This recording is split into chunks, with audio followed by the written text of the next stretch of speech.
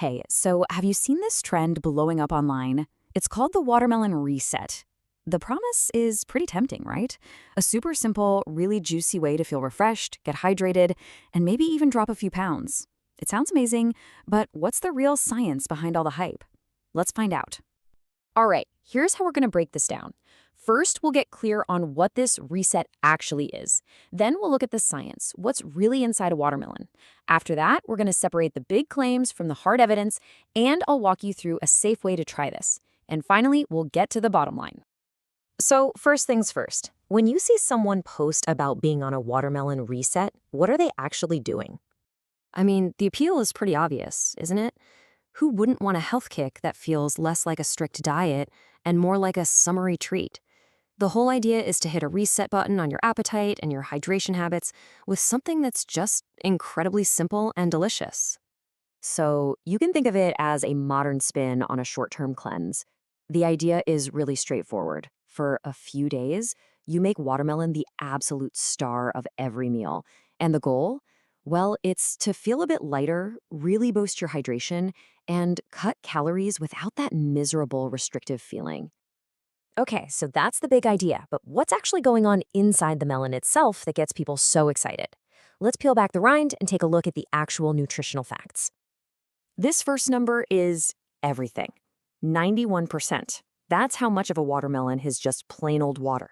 This massive water content is exactly why it's so incredibly hydrating and why it helps you feel full on so little. And this number right here, this is the other half of the magic trick.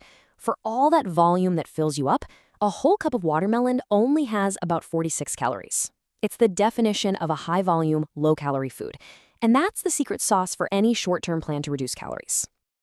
But wait, there's more. It's not just water and a little bit of sugar. This is where things get really interesting.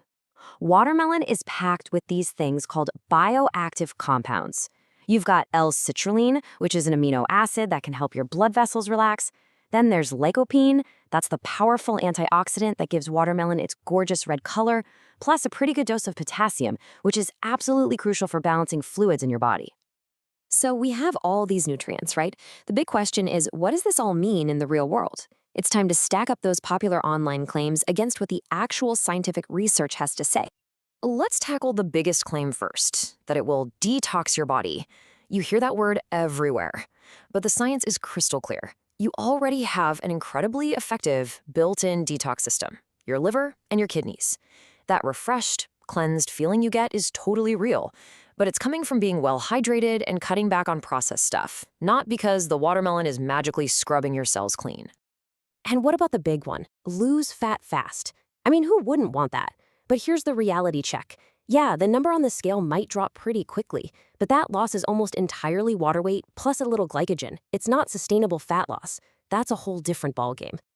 So if the extreme all-or-nothing version is mostly hype, does that mean we should just forget about it? Well, not so fast. If you're still curious, there's absolutely a smarter, safer way to do this.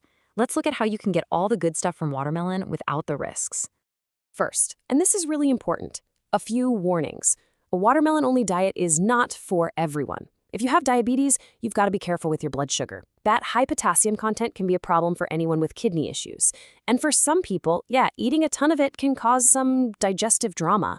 But honestly, the biggest issue is this. A diet of only watermelon is missing the protein and essential fats your body needs to actually function well. Without those, you're not just losing water, you're setting yourself up to feel tired, weak, and eventually super hungry. So let's reframe the whole goal. Instead of some risky all-or-nothing cleanse, let's think of this as a 1 to 3 day plan to seriously boost your hydration, cut way back on processed snacks, and kind of reset your taste buds so you can appreciate natural sweetness again. So what does a smarter reset actually look like? It's pretty simple. You still eat tons of delicious watermelon, but you pair it with other good stuff. For breakfast, have it with some Greek yogurt and a few nuts for protein and fat.